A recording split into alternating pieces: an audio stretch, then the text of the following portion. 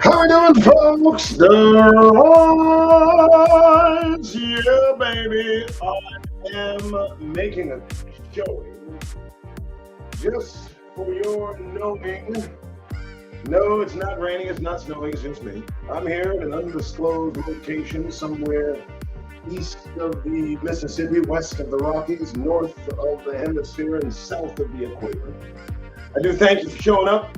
Welcome to the Doug Wright Show, an impromptu after the eclipse phenomenon that should eclipse the uneventful event we all experienced after being notified without relent just how great the event would go. And go it did, it went, it slid, and it is gone, never to return. Yawn. Give me a break. Give me a break. What was that yesterday? Because I was busy doing things that mattered. Now, folks, I did listen ad infinitum, ad nauseum to all that was being talked about regarding the eclipse and everything that we could expect. And I took it all with a grain of salt. I took it all with, some kind of consternation. I did not take it seriously. And some of the alarms, some of the alerts, some of the mental harm done, it hurt to the detriment of some that waited for nothing and got exactly what could be expected, another damn day. Dear God, give me a break. I mean, I know it was cool and all. I don't know if those of you that saw it, where I am, I saw nothing except the day pass going into the night where I woke and saw everything all right. That is what I saw. And welcome to the Doug Wright Show. For those that do not know, I've been in a hiatus mode. I've had to move on from my abode. I've moved, I've relocated, I've done new things. But I am never behind on my writing. And I hope you guys are able to follow me on Facebook and Twitter and TikTok for as long as they have it. I do enjoy providing the writing that I'm writing and just so coinciding with my abiding. All right, so we're still here, folks. We've not gone anywhere. No one has, Elvis has not left the building. Everybody expected gloom and doom and all of these things. I don't know, but I mean, we are witnessing the last days unfolding right in front of us. We are doing that. Be sure of that. But there is no event that will coincide to somehow, relax the worrying minds of individuals who are so inclined to look to the skies for a sign. All right? The signs are everywhere. You don't have to just wait for an eclipse. What are you talking about? I mean, I understand it's a marvel, it's a wonder. It comes with lightning and thunder. It's just there, folks. It's in the air. It's a strip of land that the sun did remand. And now it's over. It's done. And some of you are still on the damn run. Some of you are still clinging on to the hope that maybe God might throw you a rope. Well, that answer is nope. Welcome again to the Doug Rice Show. I am Doug Rice, the one, the only provider of hopefully information, knowledge, insight. I write. That's what I do. And I come today to you in the after eclipse phenomenon that went on and on and on and on and did nothing except mow the lawn of the minds of those who are so inclined to believe nonsense. But we have reality that faces us today, folks. We have the reality of things that reality brings. We do indeed. And to that lesson, I do say take heed. Let me show you a few things that are going on so that you can understand where we are at. I peruse black news. I try to get into it. I don't have any topics of discussion I'm going to go over as I've done in the past. The first half of my show usually made you laugh, but now we're going to get into the meat of things because time has moved on beyond whatever the eclipse brings. And the eclipse brought nothing. But let's see what reality brings us, shall we? I troll black news. I check out what's happening. I give you my opinion. I see what is being experienced by folks that look like you and me.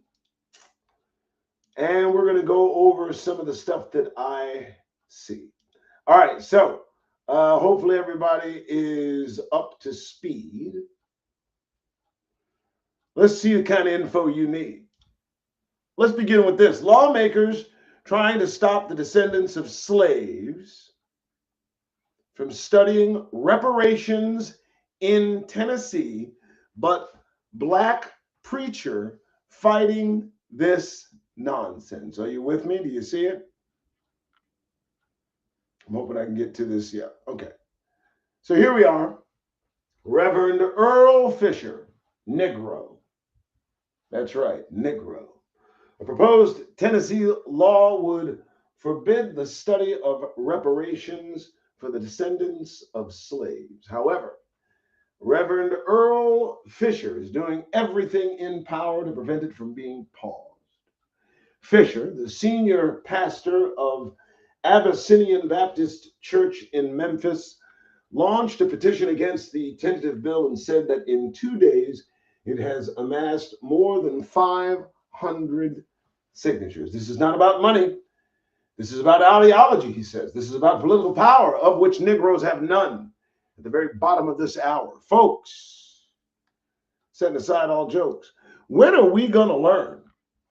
Blessings, Kenneth. When are we going to learn that we are just here to burn? When are we going to understand that? I mean, this is not a place for Negroes to prosper, and stop asking for reparations. It'll never come. It won't come. Talk about it, preach about it, be about it, but don't reach in your pocket and expect there to be anything laid there by the oppressor's descendants, because all you'll feel is air. You understand? I grow weary of the constant asking for something we know will never come. Reparations is a deal we know has been done. It's had its run. It's been talked about. The state of California put a nail in the coffin in any possibility, a way of Negroes getting any kind of pay. And what else more can I say regarding reparations? Please let the topic go away. Thank you for tuning in to the Doug Rice Show, the impromptu after the Eclipse show. Very, very interesting. The eclipse, I watched brothers and sisters, folks that I still respect and look to this day for spiritual guidance, who made a great amount of noise about that eclipse. And some gave the indication that maybe something might happen, but you know, it was such an obvious date and time and place and space. You know, it was obvious that they had no intent of doing anything anyway. I just don't think even the powers that be thought, well, if we do something today, everybody's just going to expect it to be that way. And I paid it, again, no attention, no more than it deserved. And again, we are witnessing the last days unfold. If you like what you see, if you like to hear me, please do me a favor, if you would. I want you to like, subscribe, and hit the share button on the notification bell if you could. Now, that notification bell don't work so well. I've heard about it and go to hell, but hey, we use it every day. Let's go to the next subject and see what it has to say.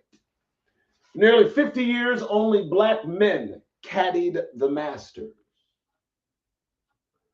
One day, they all but vanished. Now, let me just, first, I don't really understand how this could be a news story of any worth and value and of any kind of credulence I'm taking this whole issue with. I'm so happy that Negroes were able to carry sticks for white men to shoot about well manicured lawns and find little white balls in obscure places. Give me a damn break and get that grin off your faces. But we shall continue and figure out why they put this in front of us. The story was originally published in April 2023, and it was so damn good they had to republish it. See? History never forgets a champion. When you win one of sport's biggest titles, you become immortal. Win multiple times, your legacy is even greater. To think of the Masters is to think of Jack Nicklaus, the most successful champion in Majors history with 6 wins. Arnold Palmer, who donned the winner's green jacket 4 times in just 6 years at Augusta National. Is this about black caddies? Or is this about white men winning the Masters? Let's continue. And yet, for decades, 2 former champions with a combined 9 wins lay buried in unmarked graves. Willie Peterson caddied Nicklaus' first 5 victories, while Nathaniel Iron Man Avery was on the bag for all 4 of Palmer's triumphs. Now, let me pause for the cause, if I might, Negroes and friends. I've said it once and I'll say it again. This is simply a homage to what Negroes have done for white men. And we've had about enough of that, haven't we? We're done with doing those things. Have we not? I think so. We're done with that. I don't need us to wax on ad infinitum philosophically about the caddy system and how it somehow marginalized out the Negroes privileged enough to carry, as it says, the bag for champions like Arnold Palmer. If you don't, all right, let's just move on. Next, as I used to say. All right, what's next? Now, this one I was going to leave for last, but I'm going to tell you this. All that can be passed. Folks, if you don't take the time to like, subscribe, and share this rhyme, you are out of your Negro mind. You listen carefully. Jennifer Lewis believes black people will be put in camps if Donald Trump is reelected. Let me go ahead and let me increase the size of this issuance, shall we? I want to make sure we have a full grasp of this situation. Jennifer Lewis, this woman right here, actress, she's been on screen, stage, she's been everywhere. She believes that black people, us, Negroes, the descendants of slaves, folks like you and me that listen to this, will be put in camps. Now, she's not talking about daycare camps. She's not talking about YMCA camps. She's talking about concentration camps. She's talking about FEMA camps. I, too, believe that this is a distinct and I would say probability. Whether on screen or live in studio, Jennifer Lewis is going to tell it like it is. While recently appearing on Sirius XM Radio's Mornings with Zerlina, the seasoned actress gave her unfiltered opinion on the upcoming election, specifically projecting black people and other minorities' future if Donald Trump is reelected. Now, folks, I don't know if you've listened to the Doug Rice Show in the past. I've been doing this for now 5 years, one way, shape, or form. I'm not going to stop. But for the Lord's sake, I have been crying this to the high heavens in the faces of Negroes who might listen for years, telling you that if Donald Trump gets his lily white ass back in the White House, he will act in kind and be the kind of white man we can expect to find. And let me tell you, folks, we ain't got much time. This woman agrees with us. Please like, subscribe, and share this. All right, so the multifaceted luminary used quite a few colorful words to explain her stance, even calling the former POTUS a New Age Hitler. Now, where have you heard that before? A New Age Hitler, and non-voters idiots. Well, we're not idiots. We're just aware of what the setup is. Lewis also claimed that if Trump is to be president again, black people will be placed in camps due to lack of voting. We're here, folks. If you're not liking, subscribing, and hitting the notification bell, do me a one favor. At least share this. Let me read it again. This woman, her, everybody knows her. I remember her from, I think she was on Friday. Well, she was on Friday after. I remember her. She was somewhere. She played somebody's mama. She plays everybody's mama, right? Whether on screen or live in studio. Her name is Jennifer Lewis. She said this on Sirius XM. She said this. She said that POTUS, this gentleman who wants to be as ungentlemanly as possible, is a New Age Hitler. She claims that if Trump, the white nationalist, son of a Klansman, this Hitler adorationalist, if he is to become president again, black people or Negroes will be placed in camps due to lack of voting. He will punish everybody that didn't vote for him. See, this motherfucker is Hitler, she said. He didn't come to play. That motherfucker will have us in camps because we sat our fat asses on the couch because we were complacent and spoiled and rotten and mad. Well, I'm going to tell her one better. It's my belief that there's nothing that can be done. I don't think there can be enough black vote to appease the hatred within the mind of the kind of man that Donald Trump has become.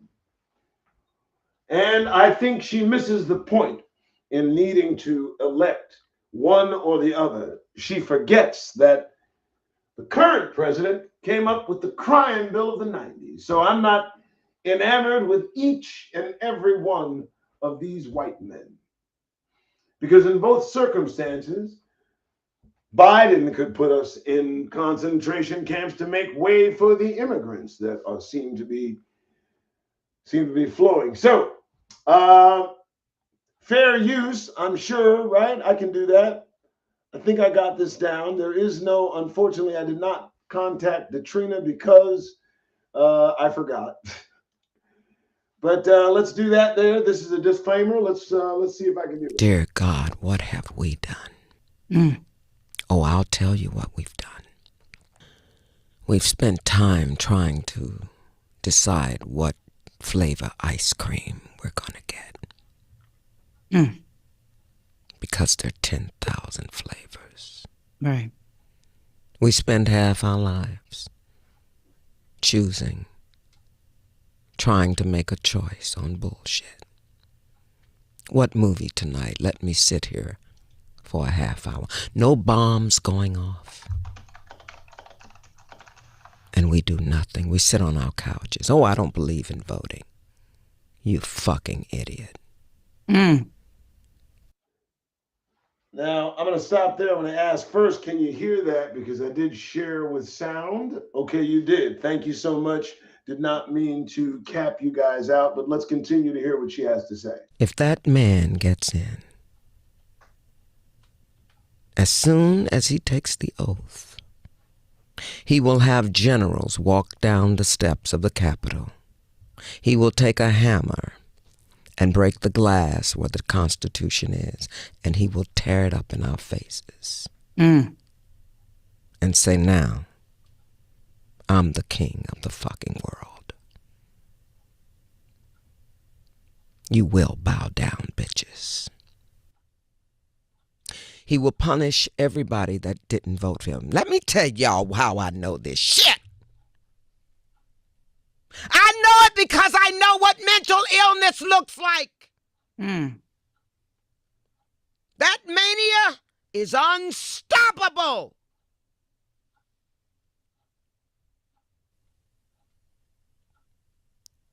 See, this motherfucker's Hitler.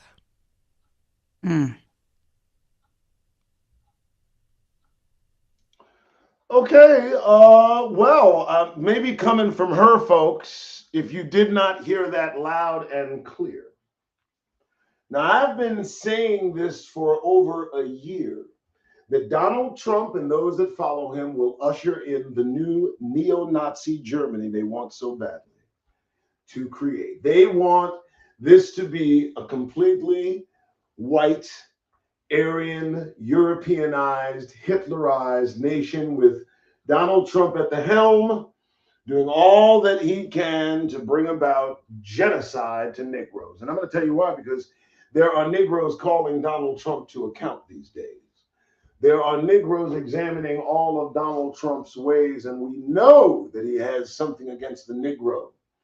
He's talked about it ad nauseum in one fashion or another while culling the votes of black men and women to work for him, to support him, to do the things for him. And at for all they do, at the end of the day, they're going to get ignored. They're going to be floored by the response that this guy gives. We're all going to be put in FEMA camps for as long as we live. Now, this woman is recognizing the mental illness that infects the Trump mind, and not just Trump, but the Trump kind. And it's everywhere. It's spreading like wildfire. It's spreading like a disease. You can look into the eye of these beings and see they're ill at ease. And there is absolutely nothing except violence that will appease. And this is going to be worse than dogs trying to shake off fleas. You guys can see it. I mean, you can see the turn of the worm in the minds of these folks that don't like other kinds. They do not like those that don't look as they do. And that means folks like me and like you. And if Trump comes to power, which he will do at some near hour, he will act in kind in every way he can to marginalize, mitigate, subjugate the black man. I've been saying it for a minute, but I guess she's really gotten in it. That's Jennifer. Again, that's what is her name again? I want to make sure. Jennifer Lewis. And usually I put the links to these in here, but hey, what the heck? I'm working shorthand today. I appreciate you guys. Please like, subscribe, and share this live. Please understand I do this only when I can. More than anything, I write. And I do that every day, morning, noon, and night. Please, if you would, you can follow me on Facebook. You can follow me on Twitter. You can follow me on Twitch and TikTok and Titter. And no, I don't know where Titter is. It just rhymed real good. All right, so on with the news. What is it? We're in this country. We're here. You know, we're Negroes. We're with a royal line of Judah trapped within the confines of the Caucasian, that individual that derives from the mountains of the Caucasus. And that individual has a certain take on Negroes, and they do everything they can to make Negroes as miserable and as subjugated to them as they can. And that means every Negro man, child. I already screwed that up. All right, let's get to it. Next on the agenda, I just saw this as again, I just look up black news. This seemed interesting. I lived in Sacramento for a while. Black-owned Sacramento coffee shop closes less than a month after celebrating anniversary. Well, now. I think what this did was kind of give you a snapshot into the psyche of the minds of the people that are now being more vocal here in the United States about what they find acceptable and what they will support and what they will not support. And as folks with dark faces continue to chase after the blonde-haired, blue-eyed demon that they worship so well, you're going to find that not supporting anything Negroes is not going to be too difficult to sell. Here we have a midtime Sacramento coffee shop closed its doors in April, less than a month after celebrating 2 years in business, almost as if that touchstone of 2 years signified the indication to deny these beings the ability to do business. When we first opened up our Drip Espresso, a black and woman owned business, announced the closure via social media on April 1st. When we first opened out Drip, we intended on it being a place that felt like home. Okay, safe, loving, and reliable for you, our people. Representatives of the shop wrote. We could never imagine the way you all wrapped your arms around us with your care, support, and love until we closed 2 years after we got here. Give me a freaking break. Listen, what this does for me is say unequivocally, perhaps we need to set our sights elsewhere. Perhaps it's time for us not to focus on the Western Europeanized hocus pocus, if you would. I mean, none of it can be any good. None of it has benefited us. And every time we try to pick ourselves up by our bootstraps, they break out the scissors or they remove the boots. I'm almost humored when I hear one of them tell us that, you're living in the past, you complain, that was then, this is now, and they don't really get into the mechanisms that have somehow made the circumstances as they are. They don't get into the explanations too far. What they do is they kind of hang on every word that they might find absurd without doing, the research needed. And so you can't really have a conversation with these individuals, and you do so truly impeded. All right, let's go to the next one. I just wanted to do a little riff there. Thanks again for showing up. Let's see what's going on here. Oh, really? Did he now? Well, now, here we go. So we got a former Warren police officer who assaulted a black man after an arrest, and he pled guilty. That's what he did. Fair use. Let's see what they got to say. Sir Matthew Rodriguez is seen punching an inmate and throwing him to the ground, and it does not stop there. Rodriguez was charged after the Macomb County prosecutor reviewed this tape and watched this surveillance video. Gino Vici joins us from outside the Warren Police Department, where the police commissioner held a news conference today to release the footage and announce charges. Commissioner Bill Dwyer inside that news conference today saying that what that officer did was unprovoked. He also says it was unjustified. And in his own words, he says that officer should get what he deserves. Again, let me be clear that excessive use of force by Warren. Hold on, folks. I was distracted by what he just said there, that officer should get what he deserves. Well, what he deserves would be to be thrown about like a rag doll like that by a bunch of boot-wearing brothers with Timberlands on, about 6'9", 380, with an attitude and they ain't been fed in about 8-9 hours. You feel me? I mean, what do you mean? Oh, you mean what? He's going to get suspended with pay, going to get a hearing, and then you'll fire him, more likely give him a pension, after which he'll go work some goddamn where else. Yeah, I had to pause for that, folks. Let's continue. Police officers is not and will not be tolerated. Warren police officer Matthew Rodriguez, a 14-year veteran of the force, was charged with assaulting an inmate, and it was all captured on surveillance cameras inside the Warren jail. Officer Rodriguez and that inmate appear to be exchanging some words. That's when Rodriguez punches the inmate in. Stop. All right, so let me explain something to you. Okay, first and foremost, bruh, I'm sure he could hold his own. I ain't saying that he couldn't, okay? I'm not. What I'm saying is that dude's got a little bit of size. He's walking up on you, and you're not at least backing up. Now, I know you're counting on him being a police officer and, of course, observing the law. But he could not wait to administer the kind of punch he wanted to administer to a brother for so long, have it administered to you. It felt so good to him, and in quiet places and corners that we will never hear, he will say to himself, it was worth it. Let's continue. In the face. The video without question shows that this officer strikes the prisoner and takes him to the ground. Wait, I thought the cops were coming over to. Man, I'm sorry. Once on the ground, the officer delivers additional punches to the prisoner and slams his head into the ground. Then the cameras show Officer Rodriguez throwing the inmate inside a jail cell. Commissioner.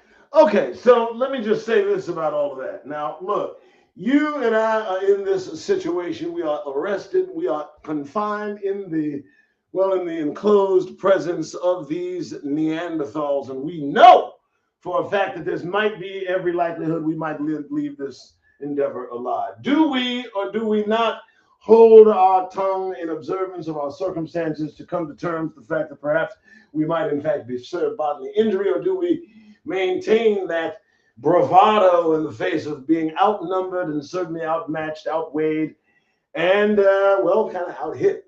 I don't know. We're stiff-necked people, see.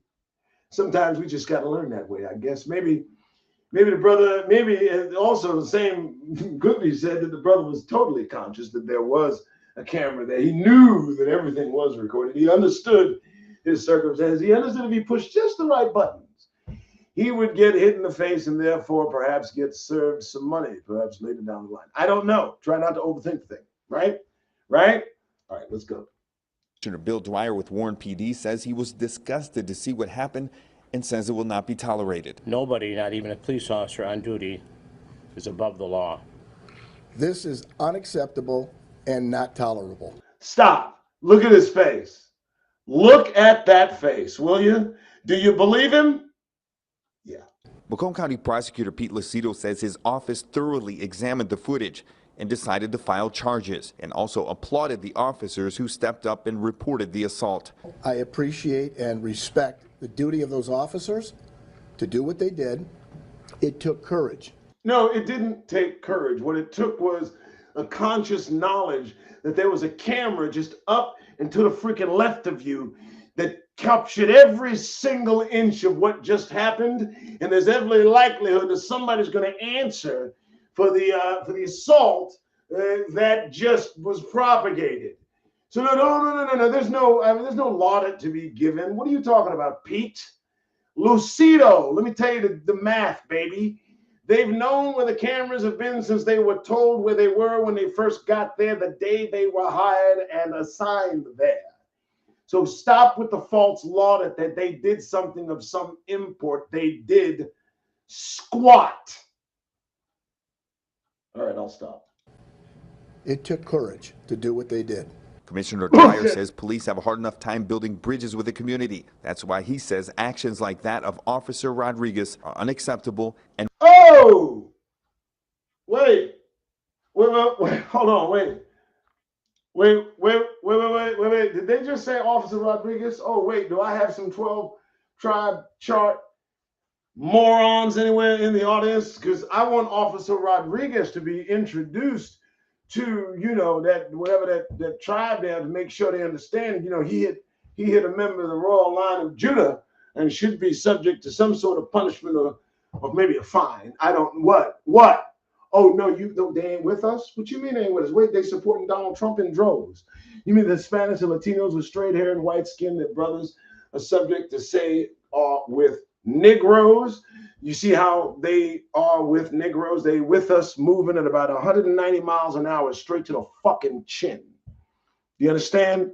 So don't tell me that bullshit again about, how we're all one tribe of multicolored, multiracial. No, that's bullshit.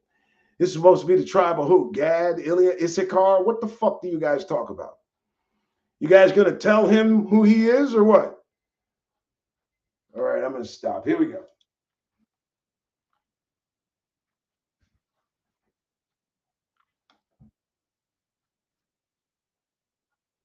But that is what you do, and that is what you are, and that is what you stand for. And I wanted you to hear that with them off camera. All right, folks. Thanks so much again for tuning into the Doug Rice Show. I'm going to keep at this for a little bit. It's after the eclipse, okay? The reason I'm doing this is because it passed me. I had a couple of people call me, ask my advice, which was interesting. Brother Paul Patan, shout out to you who supports this effort. And all of you also are invited to do so as well.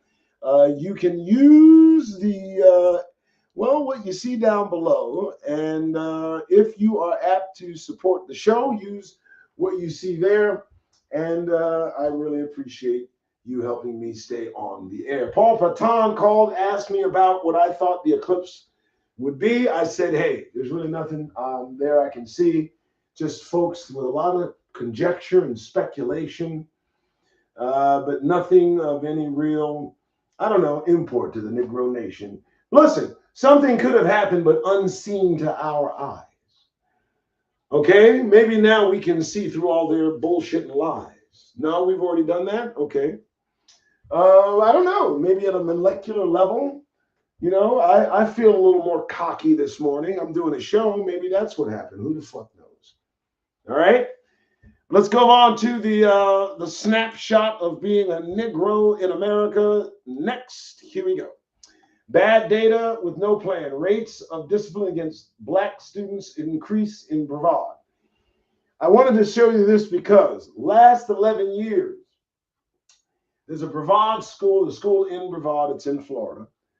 And black students in this particular school for the last 11 years have suffered a disproportionate amount of discipline when it comes to being disciplined regarding what you may or may not do in a school setting. And it's an interesting snapshot because especially in Florida, where we've got the Governor DeSantis, the failure, the loser, who lost his presidential bid, and in his state where he's pushing all this bullshit. Very interesting. As of the first week of April, data for all disciplinary referrals for the 2023-2024 school year have not been released to the public, but most recent data initially presented by Student Services showed that out-of-school suspensions among black students have dropped by only a tiny percentage compared to other races and categories. The lack of change was met with frustration by community members. We don't really see any movement in terms of any proposal programs and or training. Basically, yada, yada, yada, yada, yada. Let me give you the short, the long. They don't give a damn about your children you're sending to school. They don't give a damn, and they will discipline them more so than they will their own children, which leads, of course, to their children writing 200-page manifestos and going on killing sprees later in life. And it must be that, that teaching these now untaught subjects in school has had some sort of contrary effect to the minds of these students. They just can't hack it. Meanwhile, the uptick in students that are black being disciplined in Florida schools has just increased at a rate that's not marginally comparative to their counterparts. And boy, aren't things great in Florida. Jesus Christ. Now I don't know how anyone can live there, but I guess. We've talked about the medical plight of Negroes in this country. Black people who spot cancer symptoms are taking twice as long to be diagnosed. And the reason that's happening is because we don't trust doctors. Black and Asian people who spot cancer symptoms are taking twice as long to be diagnosed as white people. Why is that?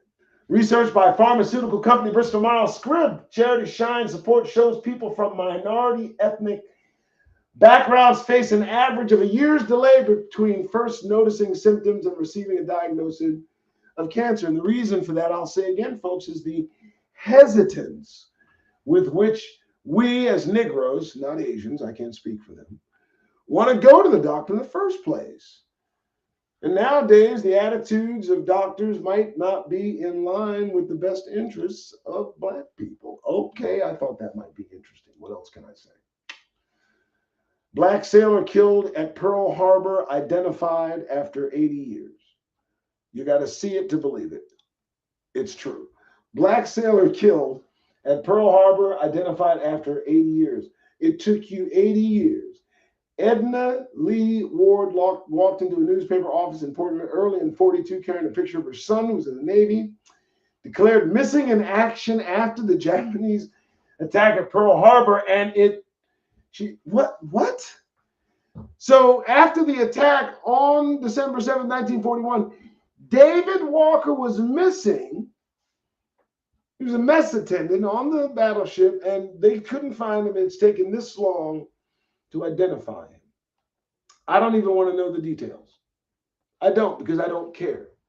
I really don't. It just gives you an understanding of how much they care. All right, folks. Setting aside all jokes, I think my voice has taken its toll. But I may come back on the air on a weekly basis. We'll see how this all rolls. Wait a minute. I do want to see this. Hold on. I got an opinion on this. Fannie Willis and black women in politics face different expectations. No. No, they do not. I got an opinion on this whole Fannie Willis fiasco, and it's this. She brought it on herself. I don't care her circumstances, her wants, her needs, her being human. I don't give a damn about her being a woman or female. I don't care about her being attracted to the guy. I don't care about them being adults. You are going after the biggest fish there is to go after, and he hates Negroes. So at that point, everything is on pause. Your life, your wants, your desires, your needs, all of it stops. Why? Because you're going after Donald Trump, the #1 Klansman of the country. And you had to screw. You couldn't control your goddamn self. And it got out, and the people in the office that resented you made sure it got out. You didn't look for that. Too busy fucking. That's right, I said it. And so, no, Fannie Willis will not be included in the black women in politics that somehow seem to keep their drawers up and their skirts down. You damn right. I'm here to tell you. No. Listen, you want to go after anybody else in your career, you do what you want. I don't care. You are an adult. You consenting adults to do what you want, and nobody cares. But you decided to take aim at this chief cracker. And you did so in error and were caught. And now this indignation that you have simply furs my brow, because I don't know how the hell you can look yourself in the eye somehow. And I mean that. I would have taken you off the case and put you in a corner somewhere in disgrace. No, here's the problem, and I'll say it out loud. I'm going to say it for every inch of this crowd. Here's what you're going to expect from this woman's summations while she's trying to put Donald Trump on trial in front of the nation. With every word that she utters, every juror is going to be imagining her on all fours. And need I have to say any more? No one's going to take this woman seriously walking back and forth in front of them, knowing that she's been called to task regarding her conduct in private with a colleague that was completely inappropriate, though, of course, sanctioned and allowed by individuals who are consenting adults. But in this circumstance, the optics were foul. And so I'm going to call it like that. No. You can expect exactly what you got doing exactly what you did. And that, I think, will do it for me, folks. I know you may not agree with my jokes, but that's just how it goes. I will speak forwardly and, I don't know, just untowardly. I'll do all that. I'm going to leave with this, though, because this kind of piqued my interest. With all the problems Diddy's having right now, she got the #1 country act. #1, Beyonce becomes first black woman to achieve a #1 country album. Hey, I am so proud of her. So proud of her. She's just, she reflects everything black, doesn't she? Look at that. Yes, she becomes the first black woman to do anything. Are you out of your goddamn minds? When you look at Beyonce, are you imagining a black woman standing there? Because I'm not. I don't understand this, folks. I don't know where the worship of blonde hair and blue eyes and light skin come from, but it is there. It's all over the place. It's everywhere. And in this sense, a disgrace. And I'll say that behind her back, in front of her, and directly to her face. She's changed her hair. She's lightened her countenance more than necessary. And she seems to have succumbed to that which all the world bows to. Well, I don't know. Maybe we'll live through it somehow. Who knows? All right, folks, that's it for me. I appreciate you and hope you enjoyed what you see. My name is Doug Rice. This is the Doug Rice Show. You guys, again, can look down below and give to the edifices you see there. And I do appreciate your giving to keep me on the air. Again, like, subscribe, all of that stuff. It's not too difficult. It's certainly not tough. All right, I got to go. You guys have a wonderful day. I am going to be on my way. Thanks so much, folks. Do your thing.